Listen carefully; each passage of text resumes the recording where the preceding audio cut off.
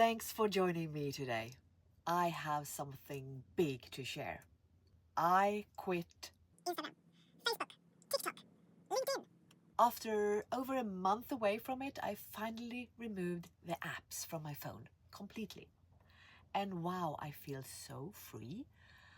I never thought that getting rid of an app could make such a difference in how I feel about myself and my life. I haven't deleted the accounts though, so Queenformation is still there with all its content.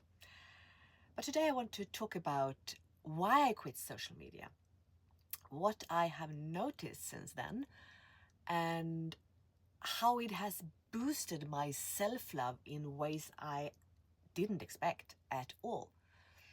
And you might wonder, why am I here on YouTube? And I will come to that later, how I experience YouTube to be different. But let's be honest about what social media really does to our minds. It consumes us. It's the worst dopamine trap ever. Guess why the inventors of smartphones don't let their kids use it? That should be a strong indicator to why we should limit our time on it. And the worst part was how it took over my thoughts. When I was with my friends and my family, but I was thinking about getting the perfect photo for a post or a story. And that's when I realized that this wasn't a healthy habit. This isn't how I want to live my life, always carrying a feeling of missing out. What is your relationship to social media? Is it consuming you, or do you feel that you are in control? Please share with me. 8 years ago, I stopped watching TV and all the news reports, and I haven't regretted that decision once. So I knew that I could commit to staying away from social media too. I had already experienced the benefits of removing one form of media that wasn't serving me, and which gave me confidence to actually take this next step with social media. But the first week without Instagram and TikTok and the others, it was tough. I was so programmed by my mentors that I needed to show up daily on social media. So I just kept worrying I was missing potential clients or opportunities. I'd reach for my phone habitually, looking to check messages or just post a quick story about my day. But after about 2 or 3 weeks, something changed. I noticed I had more mental energy for my actual coaching work, and creative ideas started flowing more freely without the pressure to turn everything into content. And another thing that I noticed was that I didn't bring my phone on my daily walks anymore. I wasn't thinking about capture the scenery on my walks. I just enjoyed the moment. It was like going back to childhood, just being, having fun, enjoying the moment. And what surprised me the most was how quickly my stress levels dropped. Without constantly checking notifications, my mind became calmer. I started sleeping better and waking up feeling refreshed instead of immediately reaching for my phone. And that's when I knew this wasn't just a break. This was a better way to live life. And it wouldn't just benefit me, it would benefit also everyone around me. And you will soon get my point here. If you are curious about trying this, even for just a weekend, just to notice how it makes you feel, see what happens when you're not checking your phone all the time. It's amazing what you might discover about yourself when you're not comparing yourself or worrying about what to post next. Just give it a try and see.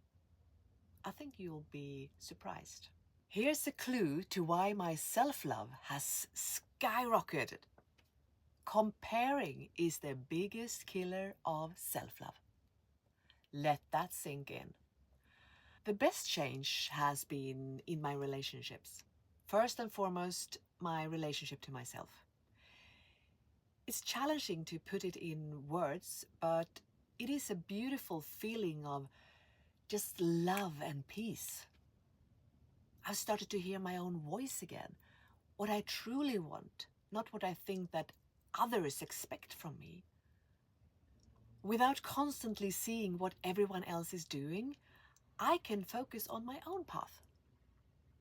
I've stopped measuring my worth by likes and followers, and instead feel worthy just by being me. And when I meet friends now, my phone stays in my bag. I make eye contact. I listen better. I am fully there. And you know what? They notice the difference. Our conversations go deeper. We laugh more. Being more present feels like being a kid again. You know, remember when we just did things for fun? Not to post about them or prove that we are having a good time. No, just living. That's what I have gotten back. Before this, I tried to be on every platform. Instagram, Facebook, TikTok, LinkedIn, YouTube. It was exhausting because each one needs different content at different times. I was always creating, sharing, engaging. And for what? I was just burning out. My creativity was dying because I was giving out so much without recharging. I was always checking my phone for likes, comments, and new followers. Yeah, this is my confession. I compared my content and follower count to other coaches who seemed to be growing faster or getting more engagement, even though I knew that people only post their successes and not their struggles. It still made me doubt my own approach. And I can tell you, this was a great recipe for burnout. I'm curious, which platform is your favorite? Favorite. Share with me, please. The funny thing is that I teach my clients about the importance of rest and being enough, even when they're not producing. But I wasn't following my own advice. I realized that I was acting from fear of missing out, fear of being forgotten if I wasn't visible everywhere. But that goes against what I truly believe.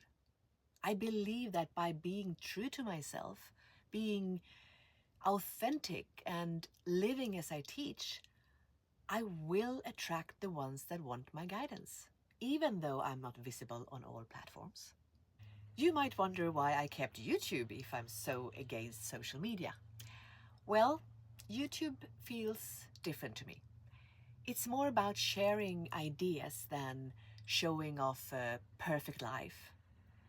In just 4 months here, I have connected with amazing people who really get my message.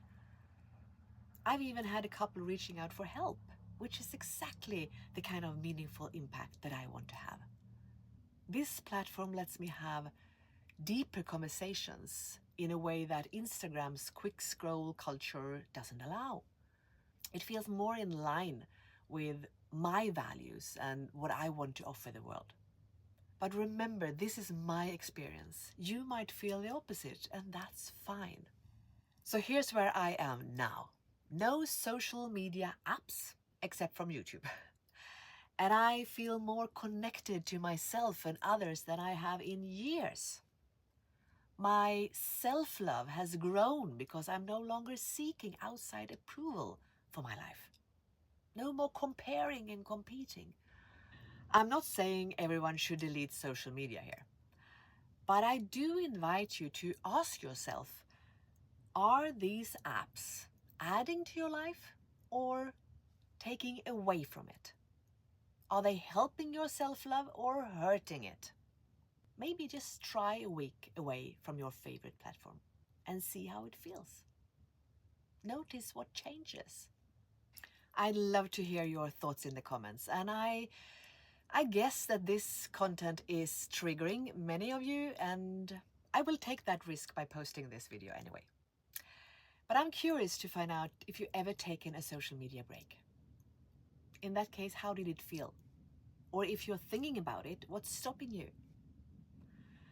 Thank you so much for listening to my story. And remember, you are enough, just as you are. No filters, likes, or comments are needed. I love you.